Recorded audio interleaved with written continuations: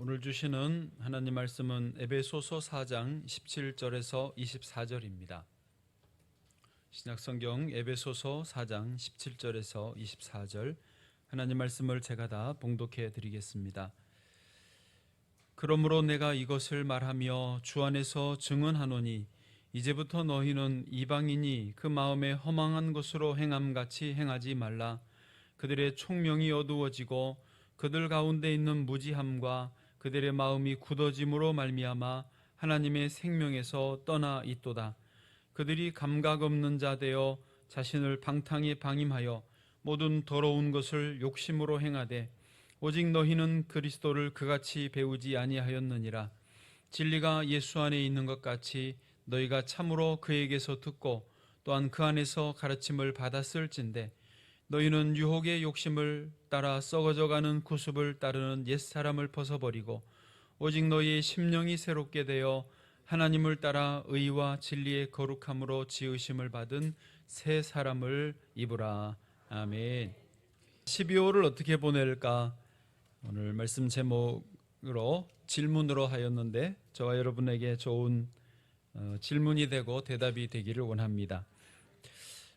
세월이 화살처럼 빠르게 흘러갑니다. 어느새 2023년도 12월이 되었고 이제 24년도를 바라보게 됐습니다. 우리는 시간을 쓰는데 지혜가 필요합니다. 하나님의 사람 모세도 이렇게 시편 90편 12절에서 노래를 했습니다. 우리에게 우리날 계수함을 가르치사 지혜로운 마음을 얻게 하소서. 아멘. 우리가 세월이 흘러갈수록 더 지혜로워지면 참 좋겠지만은 세월이 흘러갈수록 왠지 더 어두워지고 더 어리석어지는 것 같은 느낌이 있습니다. 몸도 안 그런데 저도 조금씩 여기저기가 문제가 생깁니다. 더 약해지는 것을 육신적으로는 느낍니다.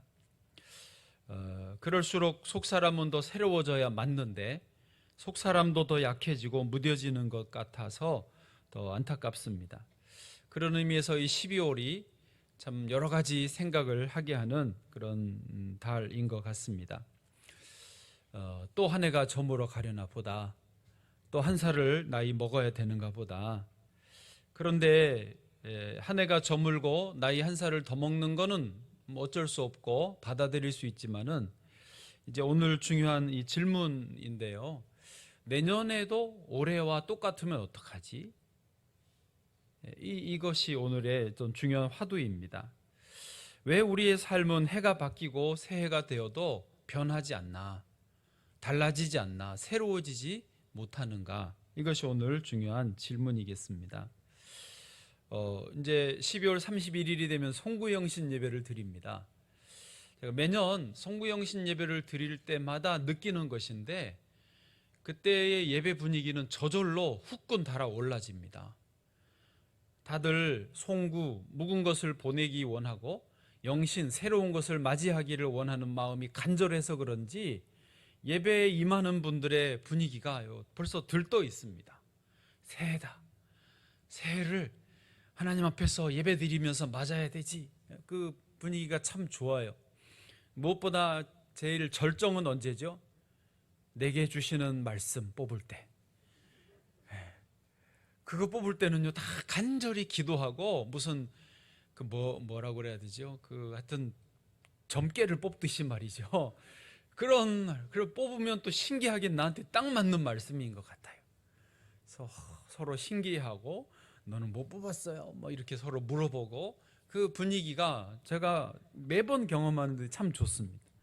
올해도 송구영신 예배가 기대가 되긴 합니다. 그런데 문제는 그때뿐이에요.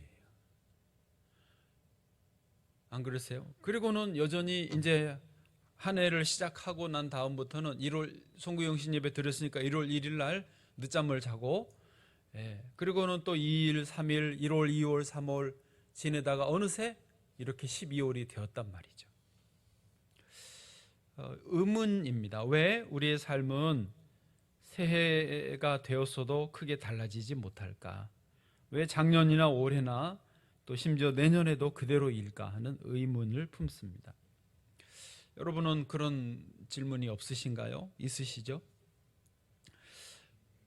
복음서에 보면 예수님이 제자들을 부르실 때, 그리고 그 부르심에 제자들이 응답할 때 굉장히 과격하게 파격적으로 부르시고 응답하는 것을 볼 수 있습니다.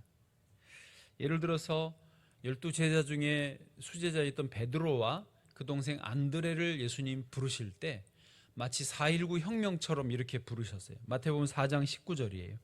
그래서 4장 19절이에요.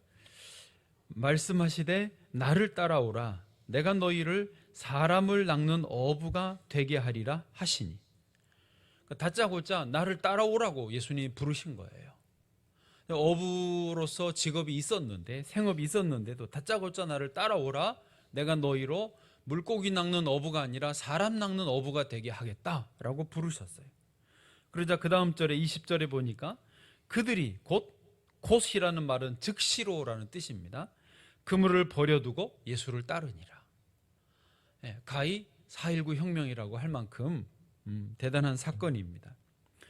또 그 야고보와 요한 형제도 예수님이 거의 이와 비슷하게 부르셨고, 세간원에서 안정된 직장생활을 하던 세리였던 마태도 거의 이렇게 부르셨어요.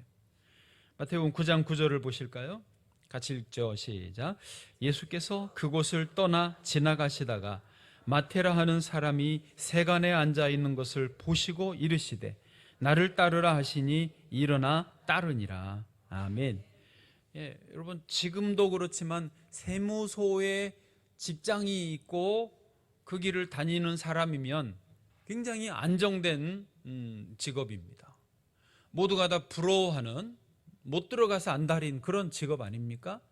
그런데 마태에게 예수님이 나를 따르라 하셨어요.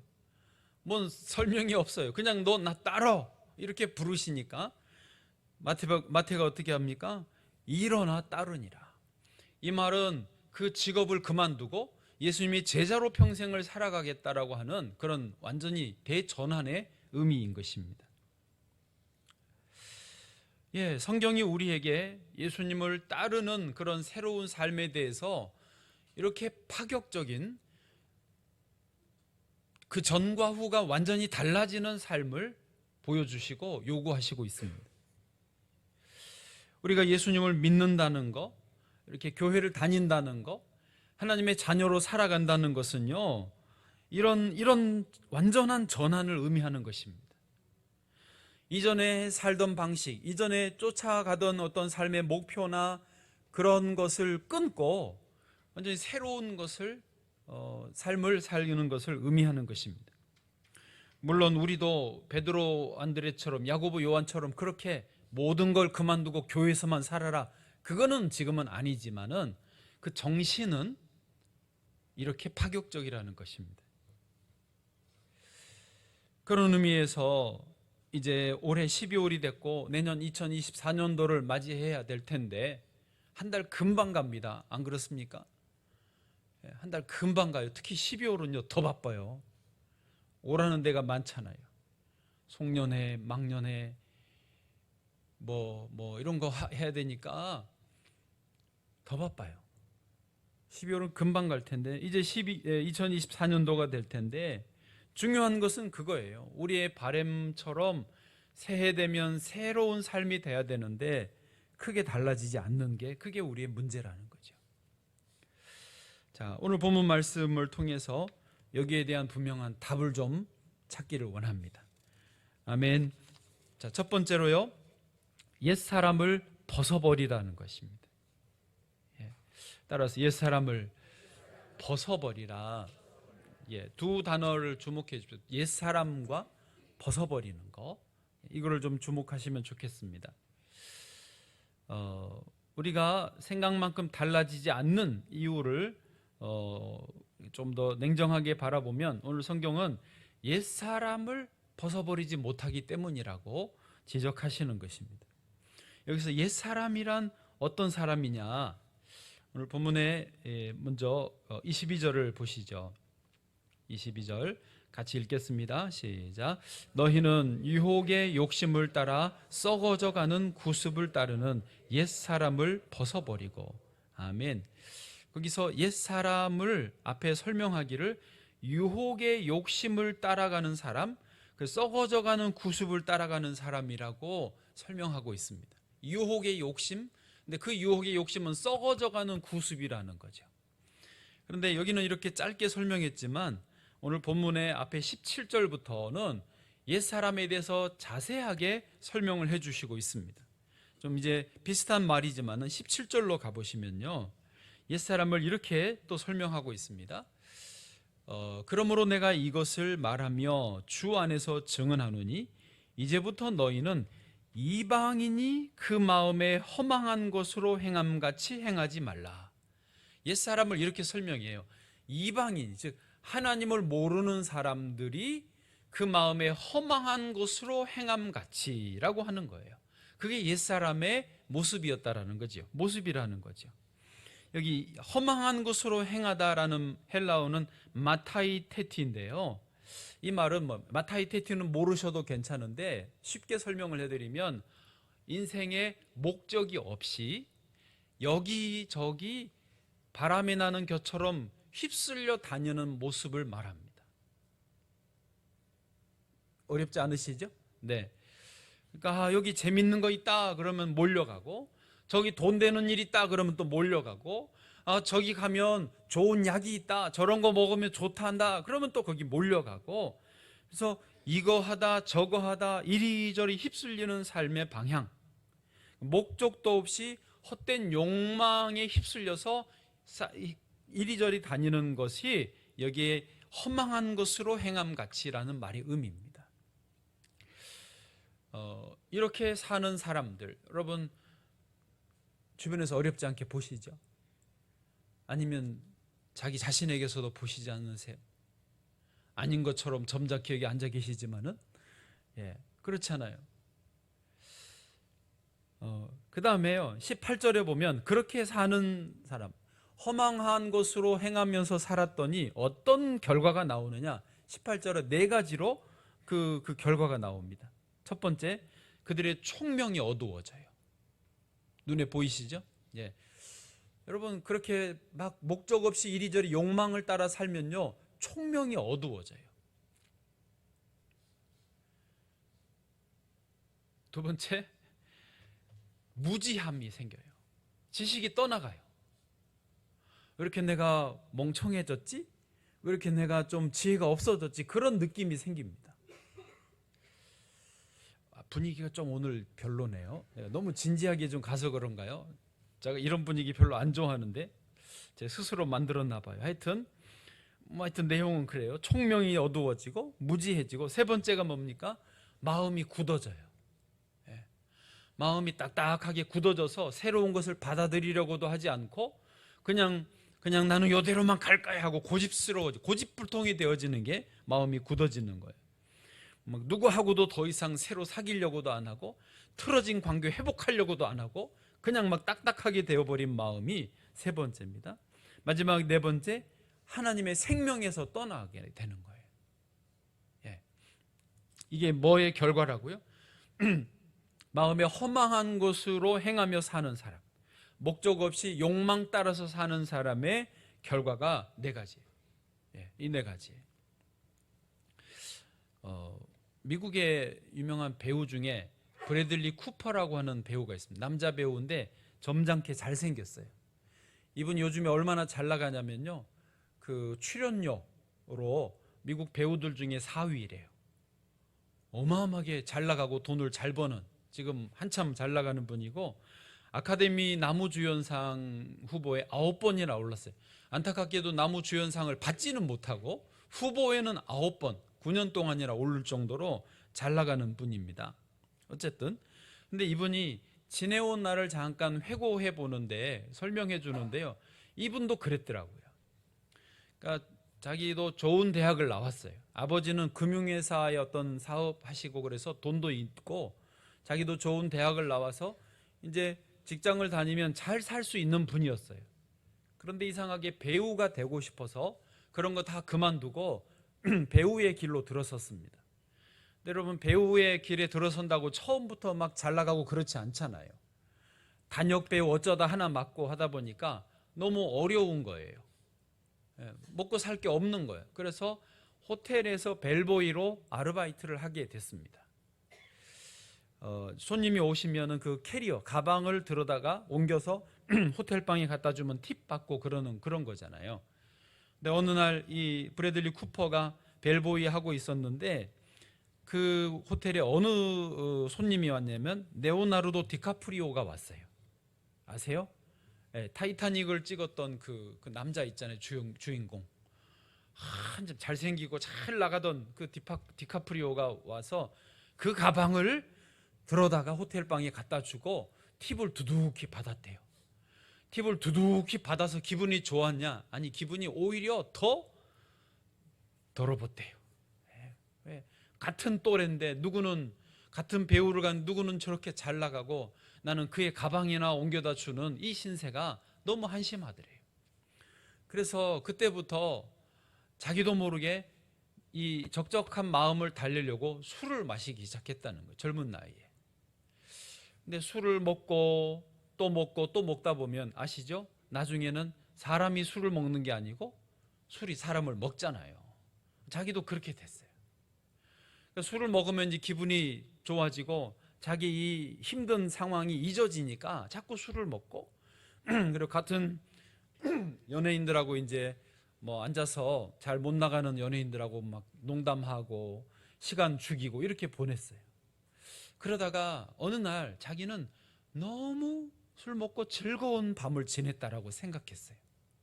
어느 날 다음날 아침에 잠에서 깨고 술이 깨서도 생각해 볼 때 어젯밤은 내가 너무 말도 잘하고 사람들도 즐겁게 해주고 웃겨줬어. 내가 너무 이런 코미디에 소질이 있나 봐. 아주 즐거워했대요. 그런데 사실은 그 전날 밤에 대박 실수를 한 거예요. 어떤 선배 그 배우한테 인격적인 모욕을 줄 정도로 자기가 실수를 했어요. 그런데도 자기는 술에 취했기 때문에 실수가 아니라 자기가 엄청 뭐를 잘해서 사람들이 즐거워한 줄로 착각을 했던 거죠. 분별력이 떨어진 거예요. 며칠 뒤에 그 선배를 만났는데 선배가 아주 심하게 야단을 치더래요. 너가 어쩌면 그럴 수, 인격을 모독할 수 있느냐? 너 그렇게 살면 안 된다라고 아주 대단히 야단을 맞았대. 그러면 그때 이제 브래들리 쿠퍼가 정신이 번쩍 난 거예요. 아, 이게 내가 이렇게 살면 안 되는구나.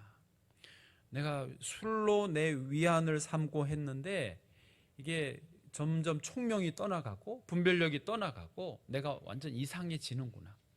사실 어느 날 자기는 술 먹다가 이렇게 인도에다가 이마를 계속 부딪힐 정도로 피가 나서 응급실에 갈 정도로 그러기까지 했대요. 우울증까지 오고요. 하여튼 그 선배의 일침 때문에 정신이 번쩍 나서 그날 이후로 술을 끊었다는 거예요. 근데 이게 신기한 게요. 술을 끊고 정신을 차리고 보니까 총명이 돌아와요. 네. 다시 지식이 돌아와요. 그전에는 무기력증에 빠져서 아무것도 하기 싫고 맡겨진 단역도 제대로 못하고 그랬는데 이제는 작은 단역도 충실하게 하고 그러니까 좀 더 큰 역할이 오고 좀 더 큰 역할이 오고 자기가 어느새 주연 배우가 되더라는 거죠. 더 놀라운 것은 브래드 피트는 아세요? 브래드 피트 아시죠? 브래드 피트가 공개적으로 이 브래들리 쿠퍼한테 고맙다라고 말을 했어요. 왜냐하면 브래들리 쿠퍼가 자기가 술을 끊는 경험 때문에 브래드 피트가 술에 쩔어서 살 때 이 사람을 강제로 끌어다가 단주 프로그램에 넣어줬어요. 너 그렇게 살면 안 된다. 내가 경험해봐서 하는데 술에 빠지면은 너 인생 망한다. 무너진다. 계속 해줘가지고 브래드 피트가 이름 헷갈려. 브래드 피트가 자기가 살았다고 술을 끊고 지금 이거를 유지할 수 있었다고 공개적으로 고맙다고 말을 했어요. 여러분 그냥 흔히 우리가 어디서나 들을 수 있는 이야기입니다. 이 이야기는요. 그런데 우리가 그리스도인으로서 이 땅에 살다 보니 땅에 발을 딛고 살다 보니 내가 분명히 그리스도인이에요. 내가 하나님 믿어요. 그럼에도 불구하고 내가 원하지 않는 나쁜 습관들, 안 좋은 어떤 내 삶의 방식들이 덕지덕지 나에게 붙어 있는 경우들이 많다는 거죠. 예수 안 믿는 사람들도 저렇게 나쁜 습관을 끊으려고 단주 프로그램에도 들어가고 금연 프로그램에도 들어가는데, 우리는 교회 다니면 나는 괜찮아 하고 주일날 예배만 드리면 괜찮아 하고 여전히 안 좋은 습관, 안 좋은 방식을 그대로 유지하고 있으면 안 되는 것이죠. 그래서 오늘 말씀처럼 옛사람을 어떻게 해요? 벗어버리라. 옷을 벗어버려야 되듯이 옛사람을 벗어버리라고 분명히 말씀하고 있습니다. 여러분, 그런 의미에서 오늘 말씀 제목처럼 12월을 어떻게 보내면 좋을까? 불필요한 것들, 쓸모없는 것들을 꼭 버리는 시간으로 이 12월을 보내시면 좋겠습니다. 이사 가기 전에 먼저 무슨 작업을 하죠? 지금 버리는 작업부터 하잖아요. 이사를 가는데 쓰던 거 그대로 새 집에 갖다 놓으면 얼마나 이상해요. 이거는 애매해, 이건 버릴 수 없어, 이건 아까워, 이건 낡았지만은 이건 돈이야. 그대로 가다가 새 집에다 갖다 놔봐요. 이거 이상할 거예요. 진짜 이사하기 전에는 한 달, 두 달 시간을 내서 앉아가지고 차근차근 버리잖아요. 좀 버리기 힘든 거 버려야 새 집에 간 맛이 나지 않습니까? 내년을 맞이하는 올해 12월에 버리는 시간으로 쓰시기를 축복합니다. 우리 몸에도 디톡스를 하듯이 말이죠. 그거 마시면 이렇게 속을 싹 비워주는 음료수가 있다고 그랬는데 아직 시도는 못 해봤어요. 해보고 싶어요. 그런 게 있대요. 한번 싹 좀 비우면 좋겠어요. 저도. 제 개인적으로 우리 교회 명성비전교회 담임 목사만 아니라 제가 이제 노회 활동을 하고 노회장 한 다음엔 총회 활동도 하다 보니까 이런저런 외부의 모임과 어떤 역할, 직책들을 좀 많이 맡게 됐습니다. 저도 모르게 보니까 50대 중후반 넘어가면서 한참 일할 때인지 아니면 제가 일을 너무 잘하나 봐요. 또 성격이 제가 만만한가 봐요. 자꾸 같이 하자고 불러가지고 여기저기 자리가 많이 생겨버렸어요. 그런데 기도하면서 하나님이 그거를 좀 정리하기를 원하시더라고요. 그래서 두 가지 정도는 내려놓으려고 결심을 했습니다. 이제 요 총회들이 곧 있을 텐데 어떤 자리는 다른 목사님들이 다 그거 하고 싶어해요. 제 느낌이지만은 저 이양재 목사 언제 그만 안 두나, 왜 계속 하나, 그런 시각으로 보고 있을 수도 있어요. 그리고 제가 이제 그만둔다고 옆에 분하고 살짝 말했더니 그 왜 그만두냐고, 서로 못해서 안달인데, 그리고 이 목사님 지금 잘하니까 그만두면 안 된다고, 맥이 끊긴다고 그러는 거예요. 근데 저는 또 그런 면에서는 미안하지만 하나님 앞에 나와서 엎드려 기도하니까 하나님이 그거는 내려놓으라는 거예요.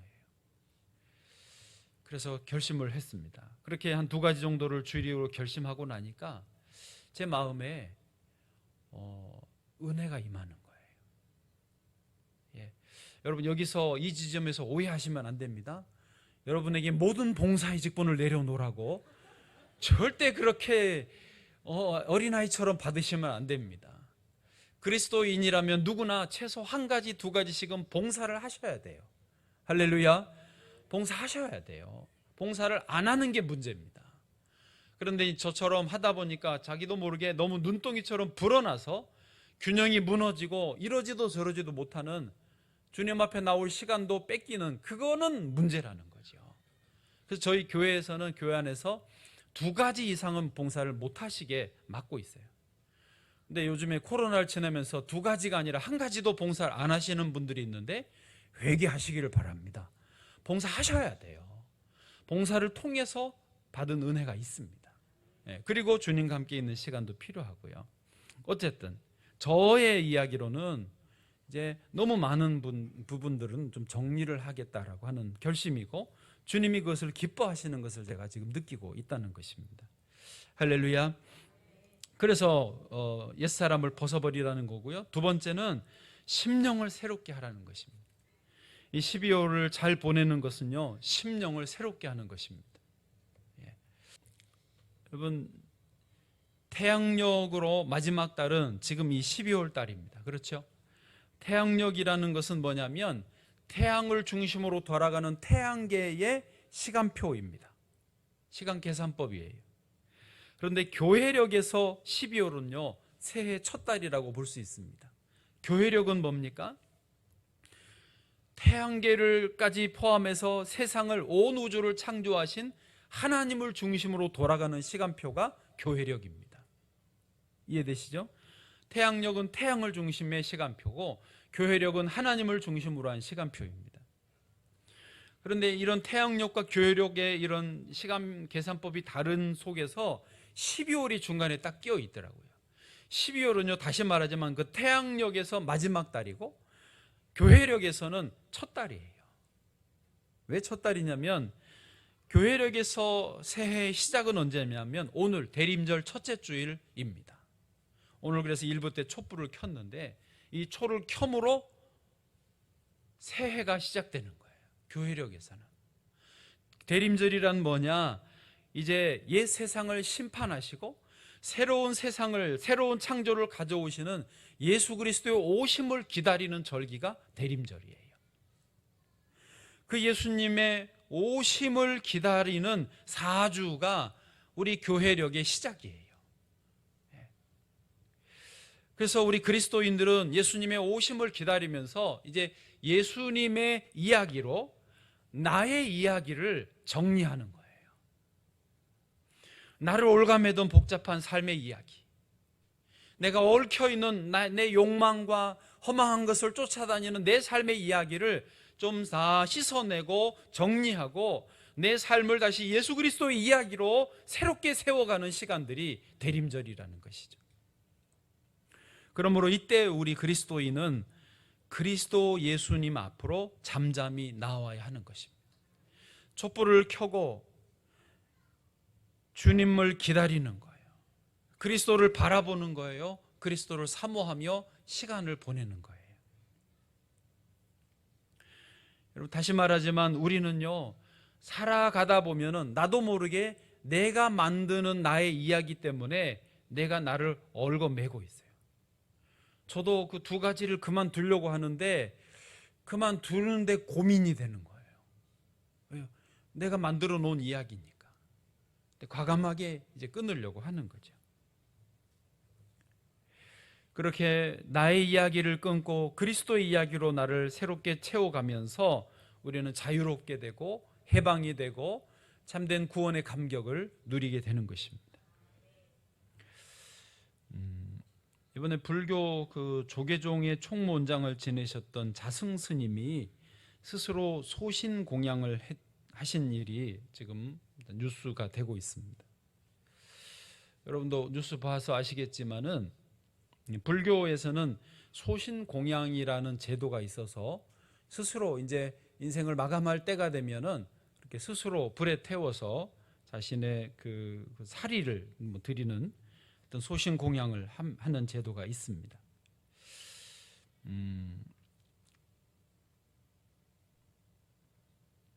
문체부에서 무궁화 훈장까지 이분에게 추서하시긴 했습니다만은 저는 자승 스님이 쓴 남겨놓은 유서의 문구가 마음에 많이 들어왔습니다. 그 내용이 이래요. 그 중간 부분만 좀 읽어드리면, 우리 종단은 수행 종단인데, 그러니까 우리 종단이라는 게 그 조계종, 그 종파를 말하는 거고요. 불교에서도 수행 종단이라는 말은 자기 수행하는 그런 불교의 의미 수행입니다. 우리 종단은 수행 종단인데 제가 여러 소임을 살면서, 소임이라는 것은 외부의 행정 직함을 말해요. 그러니까 총무원장도 지냈고 총무원장 끝났지만 다른 여러 직함들이 행정 일을 맡으신 게 많더라고요. 현재 상황으로도 제가 여러 소임을 살면서 수행을 소홀히 한 점을 반성합니다. 제가 이 부분이요 눈에 팍 들어왔어요. 그러니까 뭐 같은 종교인이라 그게 저는 금방 이해가 되는데 여러분도 이해가 되실 거예요. 스님으로서 이제 일도 외부의 일도 해야 되지만 행정가보다 우선이 스님의 역할이 중요하잖아요. 본질이잖아요. 그런데 자기 수행을 소홀히 했다는 것을 반성한다는 거예요. 그러니까 이렇게 스스로 그 봉양을 소신 공양을 한 동기, 휘발유를 자기 몸에 끼얹고 자기 몸에 불을 붙여서 자기를 태워버린 거거든요. 지금 속되게 표현하면 자살을 한 거예요. 근데 생을 스스로 마감을 한 그 계기, 그런 어떤 결정적인 자기 동기, 이유가 뭐냐? 저는 여기서 보는 거예요. 제가 여러 소임을 살면서 수행을 소홀히 한 점을 반성합니다. 뭔가가 무너진 거예요. 내면에서 뭔가 자기를 지탱하고 있었던 것이 뭔가가 우지직하고 부서진 거예요.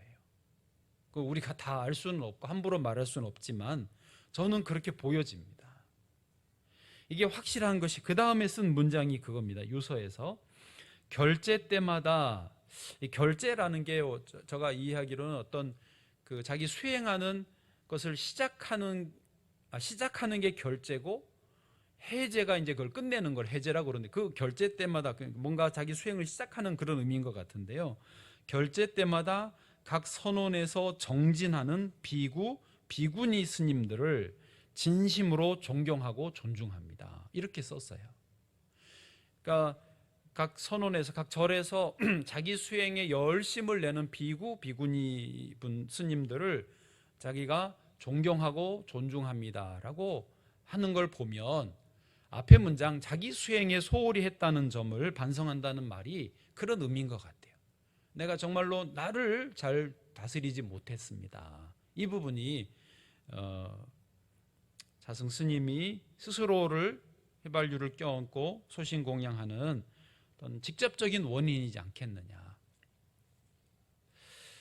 여러분, 사람은 누구나 자기를 관리하지 못하면 무너집니다.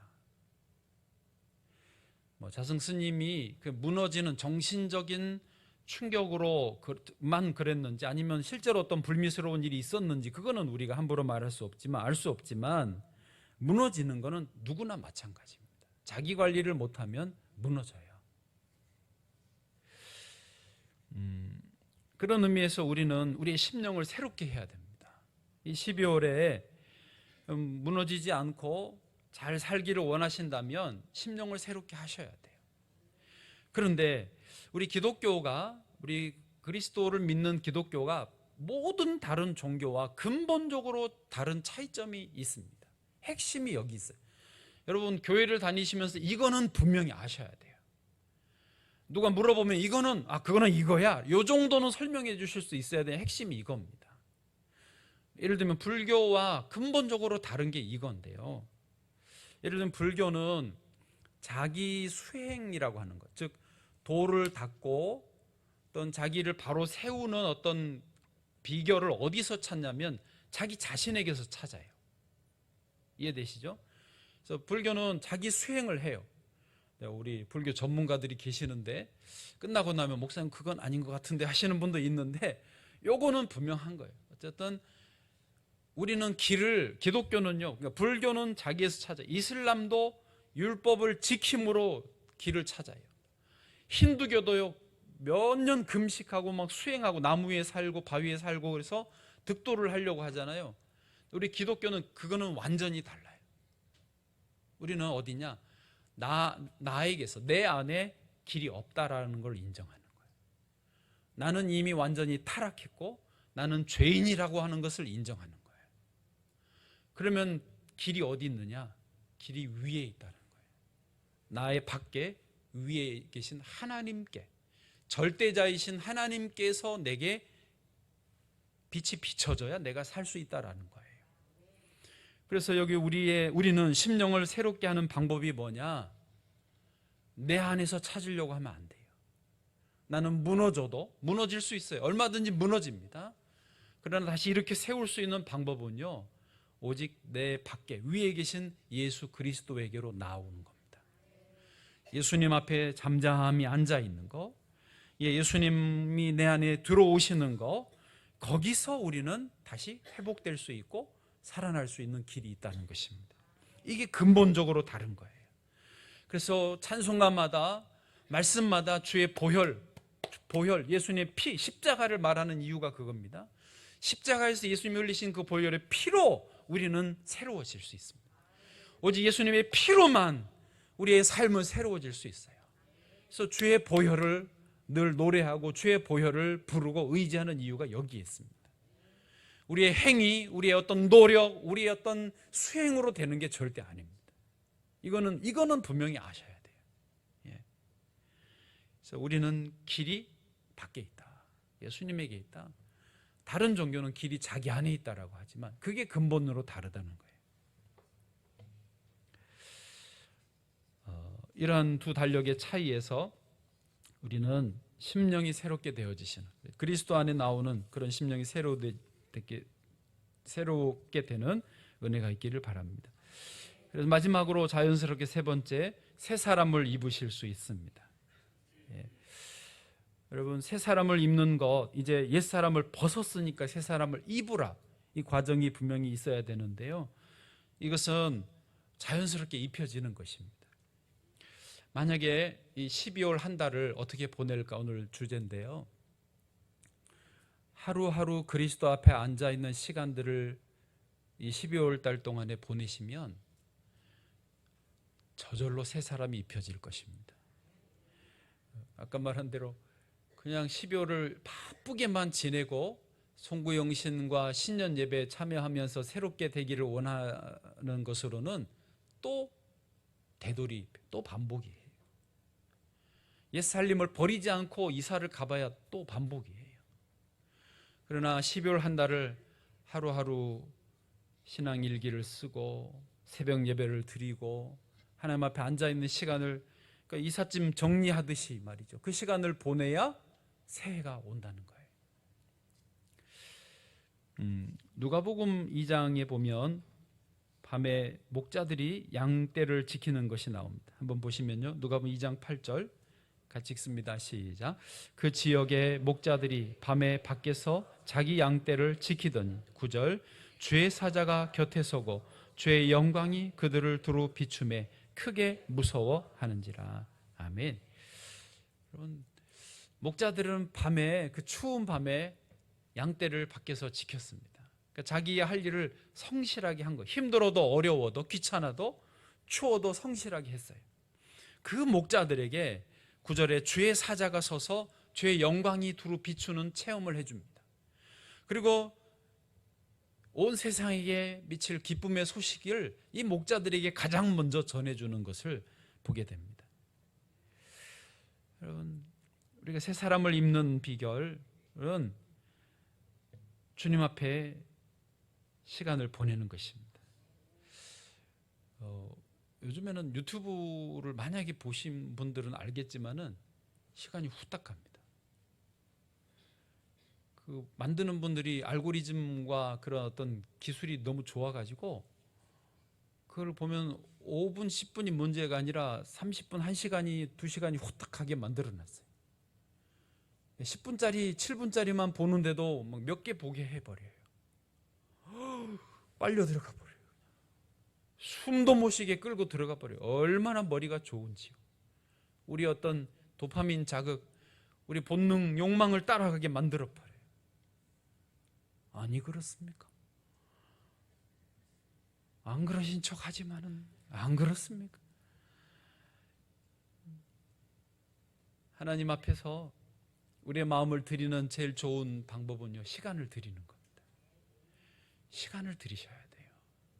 주일 예배를 드리시고 또 매일 아침이나 저녁에 30분이라도 하나님 앞에 시간을 드리면서 말씀을 읽고 기도하고 또 그 말씀에 관해서 내게 주신 감동을 신앙 일기에 적고 하면서 그리스도 앞에 앉아있는 시간을 보내셔야 돼요. 그러면서 12월을 정리를 하십시오. 내 삶에 불필요한 덕지덕지 붙어있는 것을 정리하는 시간을 꼭 가지십시오. 그래야 새해가 옵니다. 그래야 새 마음이 되고 새 영을 부어주시는 거예요. 하던 대로 하시려고 하지 말아야 됩니다. 저는 우리 모두가, 저뿐만 아니라 우리 교회 전체가, 우리 모든 성도님들이 정말로 희망이 있는, 정말로 새로워진 2024년을 맞이하시기를 축복합니다. 그런 의미에서 대림절은요, 이미 새해가 시작이 됐어요. 그냥 바쁘다고 약속만 많이 잡지 마시고 주님과 함께하는 시간 속에서 참 의미 있고 보람되고 기쁜 한 달이 되시기를 축복합니다.